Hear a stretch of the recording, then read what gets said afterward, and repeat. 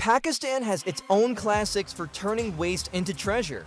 These useless and difficult-to-degrade discarded nylon bags undergo a complex, hazardous treatment process at a local workshop, transforming them into 2,000 ergonomically designed portable containers. This seemingly unassuming garbage dump is the gold rush for all the locals. The story of Lao Ba's exclusive gold rush begins with this ancestral iron pot. The tattered bags here, the material is gradually melted by heating the cavity. During this process, the air is filled with the pungent smell of burnt plastic. At the same time, the perceived temperature can reach as high as 48 degrees Celsius. Therefore, the masters who persevere here are quite strong. Before long, the melted material fills a large plate. While still hot, they randomly stir the pan clockwise with a spatula along the edge to prevent sticking. Today, the production process in this workshop is clearly still in its infancy. They don't even have a wood-fired plastic melting machine. The melting process alone takes at least half as long as other workshops. After repeated heating of the raw materials several times, they finally reach the desired state. To improve efficiency, a few strong men were called in.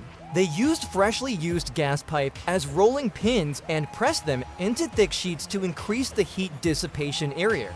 Finally, they sprinkled a layer of clear water on top. Water achieves twice the result with half the effort. Since a whole piece of plastic can't be fed directly into the crusher, the completely cooled raw material must be pounded with a pounding hammer. Judging from the assistant's technique, he must have at least several years of experience. In less than half a day, he produces enough raw material to power the crusher for a week.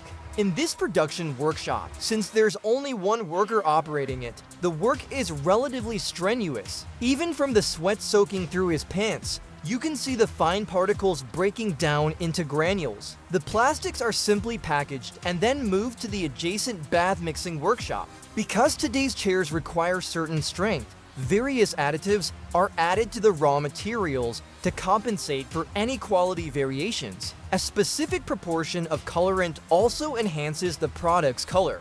Now they're being poured into the workshop's most advanced machines. You can see that the owner, who couldn't even afford a melter, is. Although the Mitsubishi equipment they purchased looks like a product from the last century, it's still a rare find in Pakistan.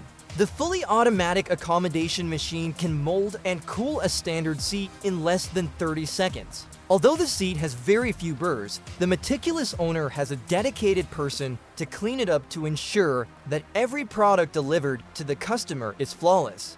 Then they took out the pre-prepared stainless steel seat legs and began installing them.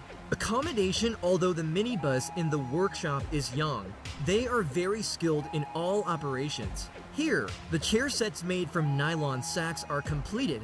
What do you think of their quality?